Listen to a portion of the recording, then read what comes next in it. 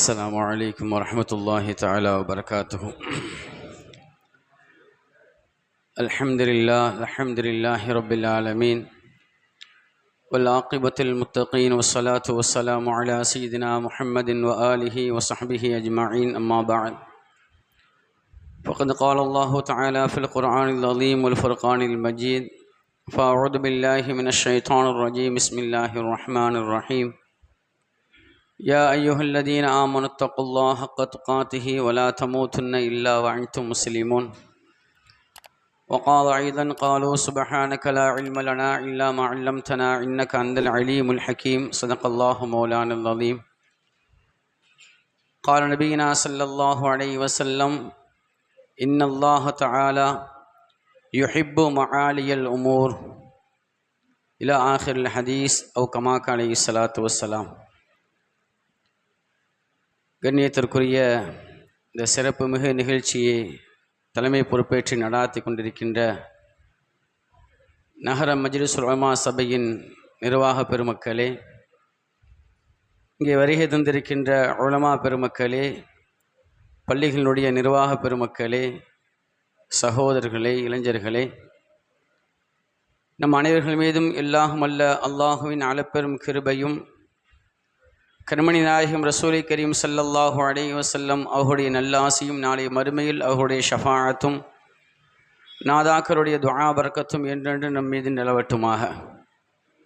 வாழும் காலமெல்லாம் இறைவனை நின்று வணங்கக்கூடிய நன்மக்களாக, வாழும் காலமெல்லாம் நம்முடைய நெற்றியை பூமியில் பதித்து சுஜூது செய்யக்கூடிய நன்மக்களாக அல்லாஹ் நம்மையும் நம்மை சார்ந்தவர்களையும் நம்மை பெற்றெடுத்த தாயந்தர்களையும் நாம் பெற்றெடுத்த பிள்ளைகளையும் நமக்கு கல்வி தந்த உஸ்தாதுமார்களையும் நம்மிடம் கல்வி பெறக்கூடிய மாணவர்களையும் இங்கே வந்திருக்கின்ற அனைவரையும் அல்லாஹ் ஆக்கியல் புரிவானாக. கண்ணியத்திற்குரிய சகோதரர்களே, இது ஒரு மகத்தான ஒரு நிகழ்ச்சி. பின்னால் வரக்கூடிய நமது சமூகம், நம்ம சமுதாயத்தைச் சேர்ந்த இளைஞர்கள் தன்னுடைய வாழ்விலே எட்ட முடியாத உயரத்தை எல்லாம் அவர்கள் மிக லேசான முறையில் அடைய வேண்டும், உலக வாழ்க்கையும் ஆகிரத்தினுடைய வாழ்க்கையும் அவர்களுக்கு சிறப்பாக கிடைக்க வேண்டும் என்பதன் உயர்ந்த நோக்கத்தில்தான் இந்த நிகழ்ச்சி ஏற்பாடு செய்யப்பட்டுள்ளது. அதற்கு முன்னாடி நான் உங்கள்கிட்ட ஒரே ஒரு கேள்வி கேட்குறேன். நம்முடைய பிள்ளைகள்கிட்ட ஒரு சின்ன கேள்வி. ஒரு கூட்டம் நடக்குது, ஒரு பெரிய ஹாலில் ஒரு கூட்டம் நடக்குது. ஆண்களும் இருக்காங்க, பெண்களும் இருக்காங்க, சிறுவர்களும் இருக்காங்க, வயது முதிர்ந்தவர்களும் அந்த கூட்டத்தில் இருக்கிறாங்க. இருக்கும்போது அங்கே கரண்ட் கட் ஆகிடுச்சு, மின்சாரம் துண்டிக்கப்பட்டுடுச்சு. இப்போ அங்குள்ள நிலை எப்படி மாறுது அப்படின்னு சொன்னோன்னா, பெண்களில் சிலர்கள் சப்தம் விடுறாங்க, என்னுடைய நகையை காணலை, என்னுடைய நகை திருடப்பட்டுச்சுன்னு சொல்கிறாங்க. இது ஒரு பக்கம் சத்தம். இன்னொரு பக்கத்தில் சிறு குழந்தைகள் சப்தம் போட்டு அழுகிறாங்க. அந்த ஹாலில் அங்கே அந்த கூட்டத்தில் நடக்கக்கூடிய செய்தி, பிள்ளைகள் அழுகிறாங்க. இன்னொரு பகுதியில் யார் வயதானவங்க அந்த இடத்த கடந்து போகணும் என்பதற்காண்டி முயற்சி செய்கிறாங்க. தட்டு தடுமாறி கீழே விழுந்து என் கால் உடஞ்சிடுச்சு அப்படின்னு சத்தம் கேட்குது. இப்படி பல வகையான சப்தங்கள் அங்கே கேட்கப்படுது. ஒரு கூட்டத்தில், ஒரு ஹாலில் இவ்வளவு சப்தங்கள் இருக்குது, பல பிரச்சனைகள். இந்த பிரச்சனைகளில் எதை நம்ம முதல்ல சரி செய்யணும்? யாருக்கும் தெரியுமா? ஒன்று குழந்தைகளுடைய அழுக சப்தம், ரெண்டாவது நகை திருடு போயிடுச்சு அப்படின்னு பெண்கள் சத்தம் போடுறாங்க. நான் நடந்து வரும்போது கீழே விழுந்து கால் முறிஞ்சிடுச்சு அப்படின்னு சிலர்கள் சப்தம் போடுறாங்க. இந்த வகையான சப்தத்தில் இந்த பிரச்சனைகள் எதில் நம்ம முதல்ல கையை வைக்கணும்? எந்த பிரச்சனையும் சரி செய்யணும்? யாருக்கும் தெரியுமா? சொல்லுங்க. என்னம்மா? முதல்ல முக்கியம் நம்ம எது கொடுக்கணும்னா, அந்த மின்சாரத்தை சரி செஞ்சிடணும். இந்த கரண்ட்டை கொண்டு வந்துட்டோம் அப்படின்னு சொன்னோன்னா எல்லா பிரச்சனைக்கும் தீர்வு வந்துடும்.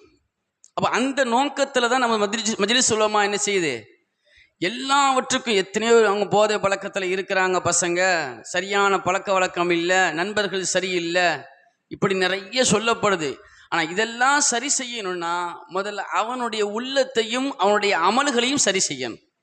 அப்போ அவனை சரியான முறையில் கொண்டு வரணும் என்ற உயர்ந்த நோக்கத்தில் தான் இதே போன்ற நிகழ்ச்சிகள் உங்களுக்காக வேண்டி ஏற்பாடு செய்யப்பட்டு நடத்தப்படுது. சுருக்கமாக சொல்ல வந்தேன்னா, உலகத்தில் அல்லாஹு தாலா சிறந்த படைப்பாக மனிதனை படைச்சிருக்கான். உலகத்தில் சிறந்த படைப்பு மனித படைப்பு தான், வேறு எந்த படைப்பும் கிடையாது. எத்தனை படைப்புகள் அல்லாஹு படைத்தாலும் சிறந்த படைப்பு தான். நிறைய சொத்துக்களை, நிறைய வளங்களை, செழிப்பான வாழ்க்கையை அல்லாஹு தாலா ஒரு சமூகத்துக்கு கொடுத்தாலும், ஒரு உம்மத்துக்கு கொடுத்தாலும், அந்த சமூகத்தினுடைய எல்லா வளங்களும் அந்த சமூகத்தை விட்டு பிடுங்கப்பட்டுச்சு, அழிக்கப்பட்டுடுச்சு. அழிக்கப்பட்டாலும் கூட அந்த சமூகம் மறுபடியும், அந்த மனித சமூகம் மீண்டு வருமானா மீண்டு வரும். எப்போ மீண்டு வரும் அப்படின்னு சொன்னா, அந்த மனித பலம் அது சரியாக இருந்தால், மனிதனுடைய செயல்பாடுகள் சீராக இருந்தால், அழிந்த அந்த சமூகம் கூட மறுபடியும் உயர்வு பெற்று நிற்கும். அப்போ அந்த அடிப்படையில் பின்னால் வரக்கூடிய சமூகம், பின்னால் வரக்கூடிய இந்த இளைஞர்கள் சீராக இருந்தால் நாம் நம்முடைய சமுதாயமே சீர்பற்று. அந்த உயர்ந்த நோக்கத்தில் தான் இதே மாதிரி நிகழ்ச்சி நம்ம நடத்திட்டு இருக்கோம். இப்போ ஸல்லல்லாஹு அலைஹி வஸல்லம் அவர்கள் இந்த மனித சமூகத்தை, இந்த இளைஞர்களை எப்படி உருவாக்கணும்னு ஆசைப்பட்டாங்க. ரொம்ப அதிகமான ஹதீஸ் எல்லாம் சொல்ல தவிர ஒரே ஒரு செய்தி மாத்திரம். ஸல்லல்லாஹு அலைஹி வஸல்லம் சஹாபாக்களுக்கு மத்தியில் பேசிட்டு இருக்காங்க. எல்லாரும் உட்காந்து பேசிட்டு இருக்கும்போது ஸல்லல்லாஹு அலைஹி வஸல்லம் சொன்னாங்க, ஒரு மரம் இருக்குது, அந்த மரத்தினுடைய இலைகள், அதனுடைய கிளைகள் எல்லாம், அந்த மரத்தினுடைய அத்தனை பொருட்களுமே, வஸ்துக்களுமே பயனுள்ளது. அந்த மரம் என்பது ஒரு மூமினுக்கு உதாரணம் சொல்லலான்னு ஸல்லல்லாஹு அலைஹி வஸல்லம் சொல்கிறாங்க. அந்த மரம் என்ன மரம்னு தெரியுமா அப்படின்னு சஹாபாக்கள்கிட்ட கேட்குறாங்க. இதே மாதிரி உட்காந்து ஒரு கேள்வி கேட்குறாங்க ஸல்லல்லாஹு அலைஹி வஸல்லம். கேட்கும்போது சஹாபாக்கள் ஒவ்வொருவரும் ஒவ்வொன்றும் யோசிக்கிறாங்க. இதுவாக இருக்குமா, அதுவாக இருக்குமா? இப்போ நீங்கள் சொன்னீங்கல்ல, என்ன செய்யணும், குழந்தையோடைய அழுவையை சரி செய்திடணும், கீழே விழுந்தவங்களை தூக்கி விடணும்னு சொன்னாங்க சிலர்கள். இதே மாதிரி ஒவ்வொரு ஆளும் ஒவ்வொரு சிந்தனையில் பார்க்குறாங்க. அப்படி பார்க்கும்போது யாருமே பதில் சொல்லலை. ஆனால் பதில் சிலருக்கு தெரியும். இருந்தாலும் அவங்க மரியாதைக்காக வேண்டி அமைதியாக இருக்கிறாங்க. அப்போ ஸல்லல்லாஹு அலைஹி வஸல்லம் சொன்னாங்க, அந்த மரம், பயனுள்ள மரம் என்னன்னா பேரிச்ச மரத்தினுடைய மரம் தான் அப்படின்னு சொன்னாங்க ஸல்லல்லாஹு அலைஹி வஸல்லம். சொல்லிட்டு ஸல்லல்லாஹு சொன்னாங்க, ஒரு மூமினுக்கு உதாரணமாக அந்த மரத்தை சொல்லலாம்னு சொன்னாங்க. இப்போ உதாரணம், மூமினுக்கு உதாரணம் ஸல்லல்லாஹு சொல்லிட்டாங்க. இங்கே நான் சொல்ல வரக்கூடிய விஷயம் என்னன்னா, ஒரு மூமின்னா எப்படி இருக்கணும். இன்னைக்கு என் பேர் அப்துல் காதர், என் பேர் ஷாகுல் அமீது, என் பேர் சாலிஹி, இப்படி சொல்கிறேன்னா, நான் மூமின் என்று சொல்கிறோம்னா மூமின் எப்படி இருக்கணும், உங்களுடைய வாழ்க்கை எப்படி நீங்கள் அமைக்கணும், இதற்கு பின்னாடி நீங்கள் எப்படி வாழணும், இளைஞனாக இருக்கக்கூடிய உன்னுடைய வாழ்க்கை, உன் எதிர்காலத்தை எப்படி நீ நகர்த்தணும் என்பது ஸல்லல்லாஹு அலைஹி வஸல்லம் சொல்லித்தராங்க. நீனும் பயனாக இருக்கணும், உன்னை கொண்டு மற்றவங்களும் பயன் பெறணும். அப்போ நீ வாழக்கூடிய வாழ்க்கை பயனுள்ள வாழ்க்கையாக நீ கழிக்க வேண்டும், உன் மூலமாக மற்றவர்களும் பயனுள்ள வாழ்க்கையை கழிக்க வைக்கணும். அதுதான் உண்மையான மூமினுடைய அடையாளம்னு ஸல்லல்லாஹு அலைஹி வஸல்லம் சொன்னாங்க. இன்றைக்கி இஸ்லாமிய வரலாறுகளை நீங்கள் எடுத்து பார்த்தீங்கன்னா நிறைய வரலாறுகளை சொல்லலாம். எல்லாருமே பெரிய பெரிய வயசில் சாதனை பண்ணலை, எல்லாமே சின்ன சின்ன வயசில் தான் சாதனை பண்ணாங்க. இஸ்லாமிய சாதனையாளர்கள் அப்படின்னு நீங்கள் அடித்து பார்த்தீங்கன்னா பெரிய பெரிய வயசுலாம் அதில் வராது. நீங்கள் சொல்ல போனால் 13 வயசில் இருந்து அதிகமாக 30 வயசுக்குள்ள சாதனையாளர்கள் தான். யார் எடுத்தாலும் சரிதான். எந்த சாதனையாளர்கள் அன்னைக்கு வாழ்ந்த சஹாபாக்களுடைய வாழ்க்கையும் சரி, அதற்கு பின்னால் வந்த மக்களுடைய வாழ்க்கையை நீங்கள் பார்த்தீங்கன்னா சாதனையாளர்கள் யார் அப்படின்னு நம்ம பார்த்தோன்னா எத்தனை வயசு தான், 12, 13 வயசில் ஆரம்பித்து 30 வயசுக்குள்ளே உண்டவங்க தான் சாதனை செஞ்சாங்க. அதில் எல்லாருமே ஆச்சரியமாக பார்க்கக்கூடிய ஒரு சாதனையாளர் யார் தெரியுமா? சுல்தான் முஹம்மது அல் ஃபாத்திஹ் அப்படின்னு சொல்லக்கூடிய மன்னர் தான். இவர் உஸ்மானிய அரசை சார்ந்த ஹலீஃபாவாக இருந்தாங்க. சுல்தான் முஹம்மது அல் ஃபாத்திஹ் அப்படின்னு சொல்லக்கூடியவங்க. ஏன் நான் சொல்ல வரேன்னா, இந்த விஷயத்தை சொல்லிட்டு உங்களுக்கு சொல்கிறேன். அவங்க 21 வயசு, அதுலேருந்து 23 வயசுக்குள்ளே தான் மகத்தான வெற்றியை பெற்றாங்க. அவங்களுடைய ஆரம்ப காலம் எப்படி இருந்துச்சு தெரியுமா? சின்ன பிள்ளையாக இருப்பாங்களாம். சின்ன பிள்ளையாக இருக்கும்போது அவங்க அம்மா அவங்கள தூக்கிட்டு போவாங்களாம். யார? முஹம்மது அல் ஃபாத்திஹ் ரஹ்மத்துல்லாஹி அலைஹி தூக்கிட்டு போவாங்களாம். தூக்கிட்டு போய் ஒரு இடத்த காட்டுவாங்களாம். குஸ்துன்தீனியான்னு சொல்லுவாங்க அரபியில். அதற்கு இன்னைக்கு பேர் சொல்லக்கூடிய பேர் என்னன்னு சொன்னோன்னா, அந்த இடத்துக்கு கொண்டு போய் காட்டுவாங்களாம். காட்டிட்டு பார்த்துட்டியா, நீ தான் இதை ஜெயிக்க போகிறேன்னு சொல்லுவாங்களாம். இந்த நாடு யார் கையுக்கும் போகலை, யாருமே இதை ஜெயிக்க முடியலை, யார் படையெடுத்து போனாலும் ரோமர்கள்ட்ட தோத்துட்டு வராங்க. நிச்சயமாக இந்த நாடை நீ தான் கைப்பற்றுவாய் அப்படின்னு சொல்கிறாங்க. அவங்க உம்மா சொல்கிறாங்க. யார்கிட்ட? சுல்தான் முஹம்மது அல் ஃபாத்திஹ் அவங்கள்ட்ட சொல்கிறாங்க. இவங்களுக்கு ரொம்ப வயசு கிடையாது, ஒரு 4 வயசு 5 வயசு 6 வயசுக்கு உள்ளே தான். பிள்ளையை தூக்கிட்டு போய் காட்டுறாங்க. காட்டு பார்த்தியா, இதை நீ தான் ஜெயிக்க போகிற, இந்த இடம் உனக்கு தான் வெற்றி கிடைக்கும், இந்த இடத்த நீ தான் கைப்பற்ற போகிறேன்னு சொல்கிறாங்க. சொல்லிட்டு வந்துடுறாங்க. இப்படி நடக்குது. காலங்கள் போகுது. அவருக்கு 21 வயசு இருக்கும். யாருக்கு? சுல்தான் முஹம்மது அல் ஃபாத்திஹ் 21 வயசு. 21 வயசு இருக்கும்போது என்ன செய்கிறாங்க? கிபி 1453, கிபி 1453 அந்த நேரத்தில் அவங்க நேராக வராங்க. எந்த இடத்தை நீ கைப்பற்றுவாய் என்று அவங்க உம்மா சொன்னாங்களோ அந்த இடத்துக்கு வராங்க. வந்து பார்த்துட்டு சொல்கிறாங்க, அல்லாஹு மீது சத்தியமாக நான் சொல்கிறேன், நிச்சயமாக உன்னை நான் வெற்றி கொள்வேன் அப்படின்னு சொல்கிறாங்க. அந்த இடத்த பார்த்து. அது ரோமர்களுடைய கையில் இருக்குது. அவங்க ரொம்ப அரக்கர்கள். ரோமர்கள் அரக்கர்களாக வாழ்ந்தாங்க. யாருமே எதிர்த்து நிற்க முடியாது. அவ்வளவு மோசமான நிலையில் உண்டானவங்க. அவங்களை எதிர்த்து போனோன்னா அவங்களுடைய தாக்குதலை நம்மளால் தாங்க முடியாது. அவ்வளவு மோசமான தாக்குதலுக்கு சொந்தக்காரங்க. அப்போ அவங்க நேராக வந்து சொல்கிறாங்க, இந்த குஸ்துன்துனியான்னு சொல்லக்கூடிய இடத்துல வந்து சொல்கிறாங்க, அல்லாஹ் மீது சத்தியமாக நான் உன்னை வெற்றி கொள்வேன் அப்படின்னு. எத்தனை வயசில்? 21 வயசில், கிபி 1453 அவங்க சொல்கிறாங்க. சொல்லி முடிச்சுட்டு தன்னுடைய படைகள்லாம் கூப்பிட்றாங்க. கூப்பிட்டு நம்ம போவோம், நம்ம ஜெயிப்போம் அப்படின்னு சொல்கிறாங்க. அப்போ படைகளில் சிலர்கள் நினைக்கிறாங்க, எப்படி ஜெயிக்க போகிறோம் அப்படின்னு நினைக்கிறாங்க. ஆனால் அவர்களை கொண்டு தான் வெற்றி என்பதை ஸல்லல்லாஹு அலைஹி வஸல்லம் முன்னாடியே சொன்னாங்க. ஸல்லல்லாஹு அலைஹி வஸல்லம் சொன்னாங்க, அந்த ரோமர்களுடைய அந்த இடத்தை வெற்றி பெறப்படும், வெற்றி கொள்ளப்படும். அதை வெற்றி கொள்ளக்கூடியவர் ஒரே ஒரு மனிதர், என் உம்மத்திலிருந்து ஒருவர் இருப்பார். அவர் யார் தெரியுமா? உலகத்திலே என் உம்மத்தில் மிக சிறந்தவர் அவர்தான். அவர் எந்த படையை அழைத்து செல்கின்றாரோ அந்த படை சிறந்த படைன்னு ஸல்லல்லாஹு சொன்னாங்க. அதே மாதிரி வந்தாங்க. வந்து பார்க்குறாங்க, தரை வழியாக எல்லா இடத்தையும் முற்றுகையிட்டாச்சு. அந்த கோட்டையை கைப்பற்றதுக்கு உண்டான எல்லா இடத்தையும் முற்றுகையிட்டாச்சு. இருந்தாலும் கூட ஒரே ஒரு பாதை இருக்குது. அந்த பாதை வழியாக போக முடியாது. ஏன்னு சொன்னா, அது நீர் வரத்துண்டான பாதை, கப்பல் பயணம். ஆனால் கப்பலில் பயணம் செஞ்சு யாருமே அந்த கோட்டையை போய் அடைஞ்சது கிடையாது. ஏன்னு சொன்னா, போனாங்கன்னு சொன்னா அங்கே ஒரு குறிப்பிட்ட எல்லைக்கு வந்ததுக்கப்புறம் டக்குன்னு நினச்சிவாங்க, அந்த பாதையை அடைச்சிருவாங்க. ரோமர்கள் அடைச்சி இவங்க எதிர்பார்க்க முடியாத தாக்குதல்கள் அதிகமாக செய்வாங்க. யாருமே திரும்பி வரமாட்டாங்க. இப்படி ஒரு நிலை இருக்கும்போது எப்படி நம்ம அவங்கள போய் பிடிக்கிறதுன்னு சொல்லி எல்லாரும் யோசிக்கிறாங்க. அந்த படையில் இவங்க வயசு 21 வயசு 23 வயசு தான், அதுக்குள்ளே உண்டான வயசு. அப்போ இந்த ஃபாத்திஹ் முஹம்மது அல் ஃபாத்திஹ் அவங்க சொன்னாங்களாம், ஒன்றுமில்லை, இந்த படையில் உண்டானவங்க பேர் என்ன? இன்கிஷாரியான்னு சொல்லுவாங்க. அந்த படையினுடைய வீரர்களுக்கு பேர். ரொம்ப சிறந்தவர்கள் என்று ஸல்லல்லாஹு சொன்னாங்க. அவங்க ரொம்ப பலமிக்கவர்கள் இவங்களுடைய படையில் உள்ளவங்க.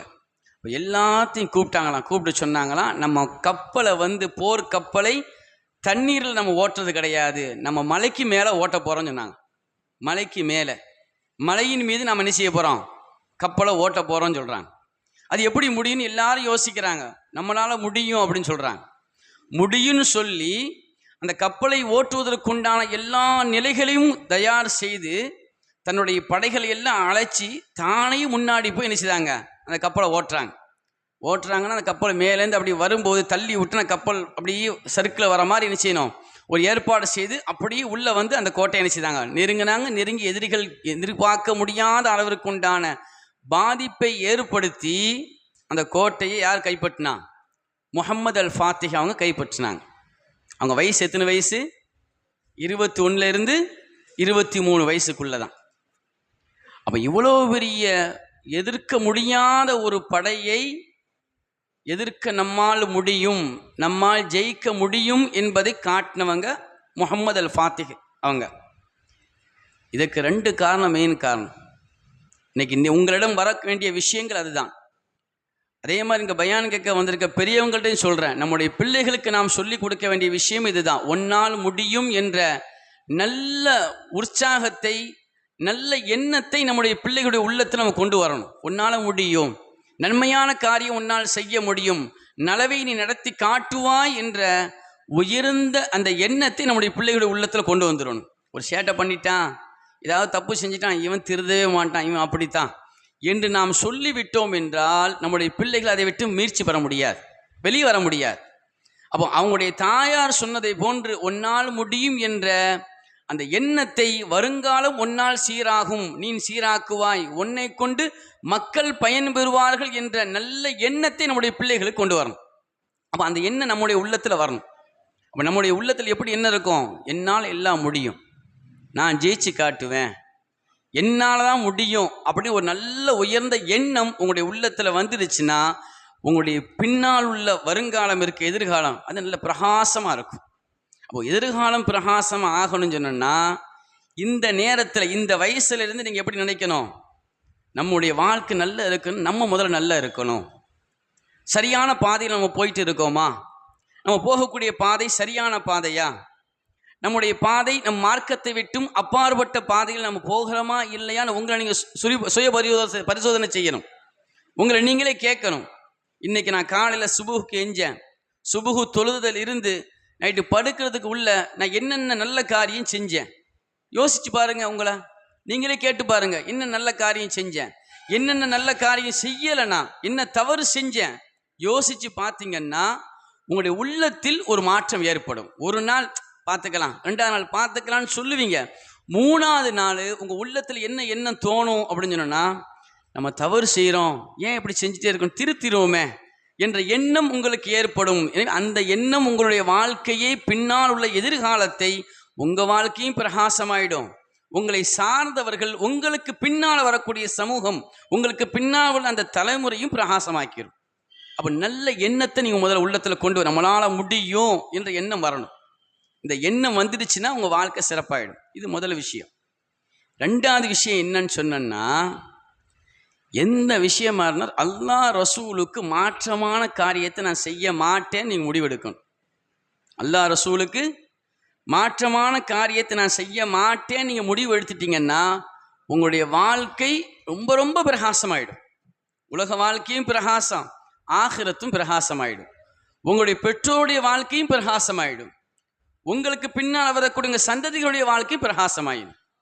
அப்போ எல்லா வெற்றியும் உங்களுக்கு கிடைக்கணும், என் எதிர்காலம் பிரகாசமாக இருக்கணும் அப்படின்னு சொன்னா நீங்கள் வாழ்க்கையில் அல்லாஹ் ரசூல் சொன்னதுக்கு மாற்றமாக நடக்கிறேனா இல்லையா என்பதை சிந்திக்கணும். எவ்வளோ பெரிய வெற்றி வேணும்னாலும் அல்லாஹ் ரசூல் காட்டிய வழியை விட்டு நம்ம நகண்டு போயிட்டோன்னா, எவ்வளோ பெரிய படை பலம் நம்மள்கிட்ட இருந்தாலும் சரிதான், எவ்வளோ பெரிய பேரு புகழ், எவ்வளோ சக்திகள் இருந்தாலும் சரிதான், அல்லாஹ் ரசூலுடைய வழியை விட்டும் இந்த சமூகம் நீங்கிவிட்டால் ஒரு காலம் ஜெயிக்கவே முடியாது, எதிலையுமே ஜெயிக்க முடியாது. உலகத்திலேயும் சரி, ஆகிரத்திலையும் நஷ்டம்தான், அதில் மாற்றமே இல்லை. இல்லை, உறுதியாக ஆழமாக நீங்கள் பதிய வைக்க வேண்டும் உங்கள் உள்ளத்தில். உலகத்திலையும் வெற்றி, என்னுடைய காலம் எதிர்காலம் பிரகாசமாக இருக்கணும் அப்படின்னு நீங்கள் ஆசைப்பட்டீங்கன்னு சொன்னோன்னா உங்களுடைய வாழ்க்கையில் அல்லாஹ் ரசூல் சொன்ன விஷயத்தை விட்டு என்ன செய்யக்கூடாது, நீங்கள் போயிடவே கூடாது. அல்லாஹ் ரசூல் என்ன சொன்னாங்க, இப்படி வாழணும்னு சொன்னாங்களா, அந்த வாழ்க்கையை நீங்கள் வாழுங்க. அல்லாஹ் ரசூல் தடுத்த விஷயமா செய்யக்கூடாது. அல்லாஹ் ரசூல் உன்னுடைய பெற்றோருக்கு செய்ய வேண்டிய உபகாரத்தை சொன்னாங்களா, அந்த உபகாரத்தை செய். உன் பெற்றோருக்கு செய்ய வேண்டிய கண்ணியத்தை கொடு. உன் பெற்றோரை எப்படி பார்க்க வேண்டுமோ அப்படி பார்க்க வேண்டும். அப்படி பார்த்தால் உங்கள் வாழ்க்கை சீராயிடும். அவர்களை நீங்கள் தரகுறைவாக, மோசனமாக, ஏராளமாக பார்வையை கொண்டு பார்த்தால் ஒரு காலமும் உங்களுடைய வாழ்க்கை நிச்சயாது, உலகத்திலையும் வெற்றி கிடையாது, ஆகிரத்திலும் வெற்றி கிடையாது. அப்போ அல்லாஹ் ரசூல் சொன்ன அந்த அடிப்படையில் நாம் வாழுகின்றோமா என்பது நீங்கள் சிந்திக்கணும். முதல்ல இன்றைக்கி நிறைய சொல்லுவாங்க, மக்கள் எல்லாம் போதைக்கு அடிமையாயிட்டாங்க, போதையிலே போயிட்டு இருக்காங்க, என்ன சாப்பிட்றாங்கன்னு எதுன்னு நமக்கு தெரியாது, புது புது விஷயங்கள்லாம் சாப்பிட்றாங்க, புது புது விஷயங்கள்லாம் உள்ளே வந்துடுச்சு அப்படின்னு சொல்லிட்டு அந்த இடத்த கடந்து நம்ம போகக்கூடாது. அவர்களை சீராக்குவதற்குண்டான வழி என்ன என்பதை நீங்கள் சரி செய்ய வேண்டும். உங்கள் மூலமாக உங்கள் நண்பர்களை சரி செய்தால், உங்கள் மூலமாக அவர்களுக்கு ஹிதாயத்து கிடைச்சன்னா அதற்குண்டான கூலி மகத்தான கூலி. அப்போ நீங்கள் பயான் கேட்க வந்திருக்கீங்க, நீங்கள் தர்பியாவுடைய தஸ்கியாவுடைய நிகழ்ச்சிக்கு நீங்கள் வந்திருக்கீங்கன்னா இந்த நோக்கம் என்ன தெரியுமா? உங்களை வச்சு சரியில்லாதவர்களை சரி செய்யணும்.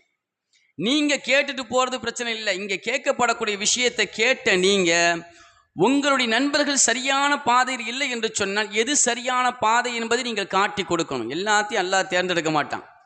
இன்னைக்கு எல்லா பள்ளிவாசலையும் கூப்பிட்டு ஒரு 500 பேர் ஒரு 300 பேரை நாங்கள் சேர்த்துருவோம் அப்படின்னு சொன்னாலும் கூட 300 பேர் 200 பேராக சேர்ந்துருக்கோம். இல்லை, குறிப்பிட்ட நபர்கள் தான். இந்த குறிப்பிட்ட நபர்கள் யார் சேர்த்தானோ அல்லாஹ் சேர்த்தான். அப்போ உங்களுடைய வாழ்க்கை பிரகாசமாக்குன்னு அல்லாஹ் முடிவு பண்ணிட்டான். அந்த பிரகாசமான வாழ்க்கையை நீங்கள் மட்டும் வாழ்ந்துடக்கூடாது. யாரையும் வாழ வைக்கணும்? அடுத்தவங்களையும் வாழ வைக்கணும். உங்கள் நண்பர்களை சரி செய்கிறது, உங்கள் நண்பர்களுக்கு உண்டான நல்ல நடைமுறைகளை ஒழுக்கங்கள் சரியில்லையா, அப்படி செய்யாதீங்க, நீங்கள் சரியாகுங்கன்னு சொல்லி கொடுக்கணும். அப்போ தான் நம்முடைய வாழ்க்கை பிரகாசமாகும். எதிர்காலம் சரியாக இருக்க வேண்டும் என்றால், நம்முடைய எதிர்காலம் பிரகாசமாக இருக்கணும், எல்லா வெற்றியும் எனக்கு கிடைக்கணும் அப்படி ஆசைப்பட்டீங்கன்னா நீங்கள் செய்ய வேண்டியது அல்லாஹ் ரசூலுக்கு மாற்றமான செயல் எதுலையுமே ஈடுபடக்கூடாது. அது போதையாக இருக்கட்டும், தவறான கெட்ட பழக்கம், எந்த பழக்கமாக இருந்தாலும் சரிதான், அதன் பக்கமே நம்ம போயிடக்கூடாது. போனோன்னு சொன்னோன்னா ஒரு காலம் நம்ம வெற்றி பெறவே முடியாது. உதாரணத்துக்கு இன்னைக்குடைய சூழ்நிலை சொல்கிறேன். நம்முடைய நிலைகள் எப்படி இருக்குது? இஸ்லாமியுடைய நிலைகள் எந்த நாட்டில் பார்த்தாலும் நிம்மதியான வாழ்க்கையை வாழ முடியாது. இஸ்லாமியுடைய நிலை, இஸ்லாமியர்கள் இன்னைக்கு வாழ முடியுதான்? நிம்மதியாக வாழ முடியலை. எவ்வளவு நாம் போராடினாலும் நம்முடைய எதிரிகளோடு போராடி நம்மளால் ஜெயிக்க முடியலை. என்ன காரணம்? யாருக்காவது தெரியுமா? ஏன் நம்ம ஜெயிக்க முடியலை? ஏன்? ஒரு காலத்தில் மகத்தான வெற்றிக்கு சொந்தக்கார சமூகம் நம்முடைய சமூகம்தான். யாருமே ஜெயிக்க முடியாதுன்னு சொன்ன வெற்றிகள் எல்லாம் நாம் வெற்றி பெற்றோம், நாம் வெற்றியாக்கினோம். முடியாத காரியத்தை முடித்து காட்டிய சமூகம் நம்ம சமூகம் தான். எல்லாம் பெரிய பெரிய ஆளை கொண்டு அல்ல, இளைஞர்களை கொண்டு நடந்துச்சு. 17 வயசு இளைஞராக இருந்த தாரிக் இப்னு ஜியாத் என்பவர்கள் தான் ஸ்பெயினை வெற்றி கொண்டாங்க. அவங்க கூட்டு போன படை வீரர்கள் எத்தனை தெரியுமா? வெறும் 70,000 நபர்கள் தான் கூட்டு போனாங்க. இது ஹிஜ்ரி 86 முதல் 96 வரையிலும் நடந்த நிகழ்ச்சி. 10 ஆண்டு வலீத் இப்னு அப்துல் மலிக் என்பவங்க அரசாட்சி செஞ்சாங்க. உமையா ஆட்சியாளர் வலீத் இப்னு அப்துல் மலிக் என்பவங்க, அவங்களுடைய மகத்தான வெற்றி. அவங்க ஆட்சிக்கு வரும்பொழுது எவ்வளவு இடம் இருந்துச்சுன்னா 1,11,00,000 மைல் அளவிற்கு உண்டான இடத்தை இஸ்லாமியர்கள் கையில் வச்சிருந்தாங்க. இவங்க 86 வந்து 96 இவங்க ஆட்சி முடிஞ்சிச்சு. 10 வருஷம் ஆட்சியில் இவங்க இந்த அளவுக்கு அவங்களுடைய அரசாட்சி விசாலமாக்கினாங்க, விரிவாக்கினாங்கன்னு சொன்னா 1,32,00,000 விசாலமாக்கினாங்க. அப்போ இவ்வளோ பெரிய மகத்தான வெற்றிக்கு காரணம் என்னன்னு அவங்களே சொல்கிறாங்க. யார்? வலீத் இப்னு அப்துல் மலிக் அவங்களே சொல்கிறாங்க. 3 தளபதிகள் தான் காரணம் சொன்னாங்க. 3 தளபதிகள். அதில் முதல் தளபதி யார்? இப்னு ஜியாத், தாரிக் இப்னு ஜியாத்னு சொல்லுவாங்க. இவங்க வயசு என்னமோ ஒரு 40 வயசு 50 வயசு ஆள் கிடையாது, 17 வயசு வாலிபர். உங்களை மாதிரி 17 வயசு வாலிபர் தான் மகத்தான வெற்றி ஸ்பெயினை தன் கையில் கொண்டு வந்தாங்க. அப்போ அந்த அளவிற்கு யாருமே அடிக்க முடியாத அந்த நாடுகளை எல்லாம் தன் வசம் கொண்டு வந்தவர்கள் யாருன்னா பெரிய பெரிய ஆட்கள் கிடையாது, உங்களை போன்ற இஸ்லாமிய இளைஞர்கள் தான் கொண்டு வந்தாங்க. அப்போ அதுக்கு என்ன காரணம் அப்படின்னா அவங்களுடைய வாழ்க்கை முழுவதும் அல்லாஹ் ரசூலுக்கு மாற்றமில்லாத வாழ்க்கையை வாழ்ந்தாங்க. அந்த வாழ்க்கை நம்மள்கிட்ட வரணும். அந்த வாழ்வு எப்போ நம்மள்கிட்ட வருதோ அப்போதான் நம்ம என்ன செய்ய முடியும்? நம்முடைய இந்த காலமும் சொல்லி வரக்கூடிய எதிர்காலமும் சரி என்ன செய்யும்? சீராக அமையும் என்பதை எந்த விதமான சந்தேகம் கிடையாது. அப்போ நீங்கள் எப்படி இருக்கணும்? நான் முஸ்லீம் என்று சொல்கிறோமே, முஸ்லீமுடைய பண்புகள் நம்மள்கிட்ட வந்துடணும். நீங்கள் நிறைய பேர் தொப்பி போடாமல் இருக்கீங்க. இப்போ நான் அதற்குள்ளே போகலை. தொப்பி போடுறது சுண்ணத்தான் இல்லையா? தொப்பி போடுறது அலங்காரம். இன்றைக்கி அலங்காரத்தை விட்டுட்டு இது ஒரு மாடல் என்பதாக நம்ம உட்கார்ந்துருக்கோம். ஆனால் மாடல்னு சொல்கிறோம். ஆனால் அந்த மாடல் கொஞ்சம் கொஞ்சமாக நம்மை விட்டு நம்முடைய கலாச்சாரத்தை விட்டும் இஸ்லாமிய பண்புகளை விட்டு நம்ம என்ன செய்யணும்? தூரமாக்கிடுச்சுன்னா நம்ம நிலைமை என்ன ஆகிடும்? யூதர்களை மாதிரி நசாராக்களை மாதிரி நம்மளும் போக வேண்டியதுதான். அப்போ சின்ன குழந்தையாக இருக்கும்போது, சின்ன பிள்ளையாக இருக்கும்போது என்ன செய்யணும்? நம்முடைய நடைமுறைகள், இளைஞனாக வரும் பொழுது இஸ்லாத்திற்கு அப்பாற்பட்ட செயல்பாடுகள் நாம் செய்யாத அளவிற்கு உண்டான அல்லாஹ் ரசூலுக்கு பொருத்தமான வாழ்வை வாழக்கூடியவர்களாக நாம் உருவாகணும். அப்படி உருவாயிட்டோன்னு சொன்னா இந்த உலகத்திலையும் வெற்றி, ஆகிரத்தில் வெற்றி. ஒரு பக்கம் நம்முடைய வருங்காலம் பிரகாசமாக இருக்கும். நம்முடைய வருங்காலம் பிரகாசமாக இருக்குன்னா நான் சொல்லக்கூடிய இது ரெண்டாவது விஷயம் இதுதான். அல்லாஹ் ரசூலுக்கு பொருத்தமான வாழ்க்கையை வாழுங்க. இந்த வாழ்க்கை தான் உங்களை பிரகாசமாக்கி வைக்கும். உங்களுடைய வாழ்க்கையில் சிறந்து நீங்கள் விளங்கணும், வருங்காலத்தில் நல்லா இருக்கணும்னு ஆசைப்பட்டீங்கன்னா யார் இவங்க அப்படி சொல்கிறாங்க அப்படி சொல்கிறாங்களாம் பார்க்க வேண்டாம். உங்கள் வாழ்க்கையை அல்லாஹ் ரசூலுக்கு பொருத்தமான வாழ்க்கையாக நீங்கள் மாற்றிக்கிட்டிங்கன்னா வெற்றி தான். அதாவது பெரிய பெரிய படைகள்லாம் இஸ்லாமிய படையை பார்த்து பயந்துச்சுன்னு சொல்லுவாங்க. அதுக்கு என்ன காரணம் அப்படின்னு சொன்னோன்னா, சுருக்கமாக சொல்லுவாங்க, அல்லாஹ் ரசூல் என்ன சொன்னாங்களோ அது மட்டும்தான் தன்னுடைய வாழ்க்கையாக வாழ்ந்தாங்க இளைஞர்கள். அன்னைக்கு வாழ்ந்த இளைஞர்களுடைய வாழ்க்கை எப்படி இருந்துச்சு? அல்லாஹு ரசூலும் எதை சொல்லி தந்தார்களோ அதை விட்டும் தன் வாழ்வை மாற்றாததன் காரணத்தினால் தன் வாழ்வை மாற்றிட்டு போகலை. இன்றைக்கி நம்ம இருக்கிறோம், நம்ம ஃப்ரெண்டு வந்து கூப்பிட்றான், வா நம்ம போயிட்டு வருவோம்னு சொல்கிறான். சரி, நண்பர் கூப்பிட்றான்னு சொல்லி போகிறீங்க. அவருக்கு ஏதாவது கெட்ட பழக்கம் இருக்குன்னு சொன்னால் அந்த பழக்கம் நம்மிடம் வரக்கூடிய சூழ்நிலை ஏற்படும் பொழுது நம்ம அவருடைய சவகாசத்தை நிறுத்திடணும். முதல் விஷயம். இல்லையா, ஒன்னால் முடிந்தால் அவரை நீ திருத்துவதற்குண்டான முயற்சி செய்யணும்.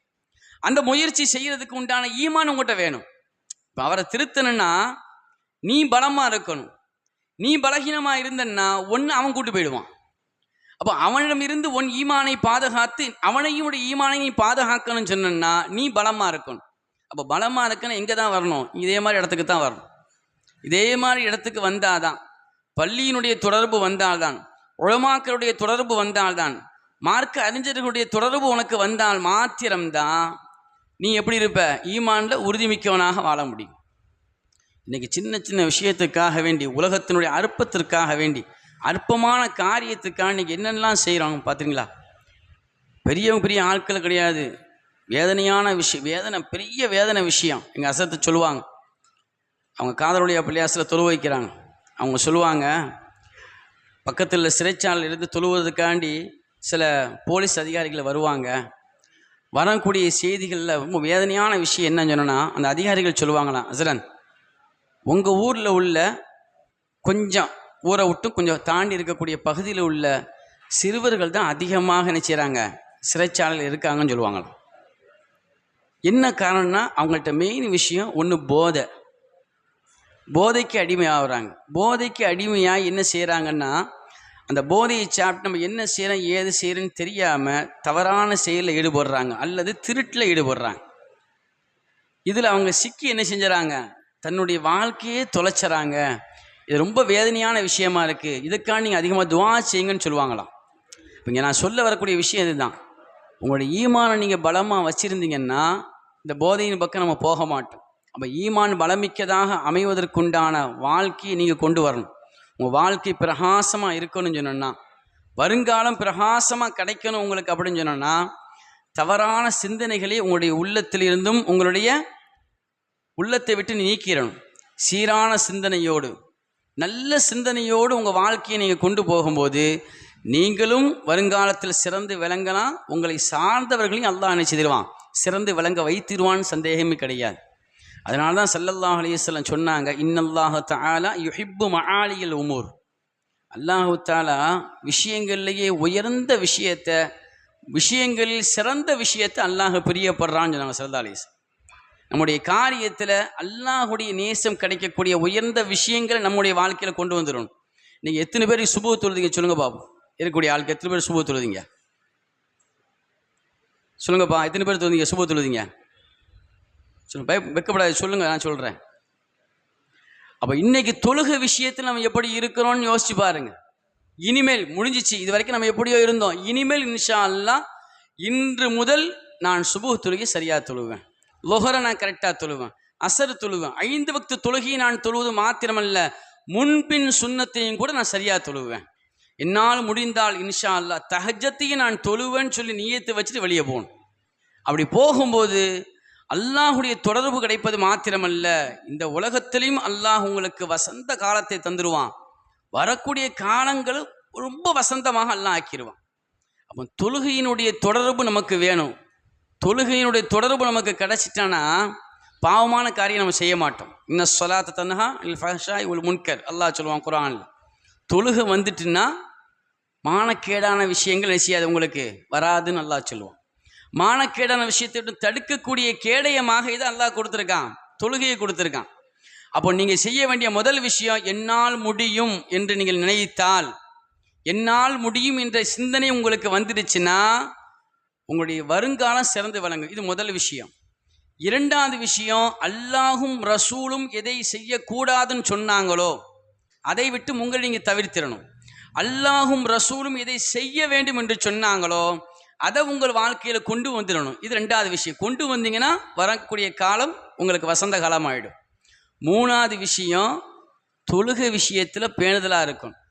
தொழுகை விஷயத்தில் நீங்கள் பேணுதலாக இருந்தீங்கன்னு சொன்னா எவ்வளவு மோசமான செயல் நம்ம பக்கம் நெருங்கினாலும் கூட தொழுகை பாதுகாத்துடும். தொழக்கூடிய நேரம் வந்துட்டுனா எந்த செயலுமே நம்ம செய்யாத அளவுக்கு மாறிடும். அப்போ தொழக்கூடியவர்களாக நீங்கள் உருவாகணும். எல்லாருமே நியத்து வைக்கணும், நான் தொழுவேன், எல்லா நேரத்திலும் தொழுகையை விட மாட்டேன் என்பதாக நாம் எண்ணி விட்டோம். நியத்து வைத்து தொழ ஆரம்பிச்சிட்டோம்னா இதே மாதிரி கூட்டம் நாங்கள் போட தேவையில்லை. நீங்களே என்ன செய்யலாம், ஒவ்வொரு இடத்துல நின்று மக்கள்கிட்ட நல்ல வழியின் பக்கம் வாருங்கள் என்று இளைஞர்களை சீர்திருத்த செய்யக்கூடியவர்களாக நீங்கள் உருவாகலாம். அப்போ நீங்கள் முதல்ல சரியாகணும். சரியாகி உங்கள் மூலமாக மற்றவர்கள் நீங்கள் என்ன செய்யணும், சரியாக்கக்கூடிய நிலையை உருவாக்க வேண்டும் என்பதுதான் இந்த மஜ்லிஸ் உலமாவுடைய மிகப்பெரிய நோக்கமே. எனவே கண்ணியத்திற்குரிய சகோதரர்களே, உங்கள் வாழ்க்கையில் இளைஞர்களாக இருக்கக்கூடிய நீங்கள் உயர்ந்த பாக்கியத்தை உங்கள் வருங்காலம் சிறப்பாக இருக்கணும்னா நான் 3 விஷயம்தான் சொல்லியிருக்கேன். நிறைய விஷயங்கள் இருக்குது. நீங்கள் நினைப்பீங்க வருங்காலம் என்று சொன்னால் நம்ம பொருளாதாரத்தை எப்படி சேர்க்கறதை பற்றி சொல்லுவாங்க ஹஸரத்து, பொருளாதாரத்தை எப்படி என்ன படிக்கலாம் இப்படிலாம் நினைக்கலாம். இதெல்லாம் நீங்கள் எங்கேயும் தெரிஞ்சுக்கலாம், என்ன படிக்கலாம் ஏது படிக்கலாம் என்பதெல்லாம் எல்லாம் தெரிஞ்சுக்கலாம். ஆனால் உங்கள் உள்ளம் சரியாகி அல்லாஹுடைய நெருக்கத்தின் பக்கம் நீங்கள் வர வேண்டும், அல்லாஹுடைய நெருக்கம் உங்களுக்கு கிடைப்பதற்குண்டான வழி என்ன என்பதை தான் இங்கே சொல்லித்தரோம் நாங்கள்.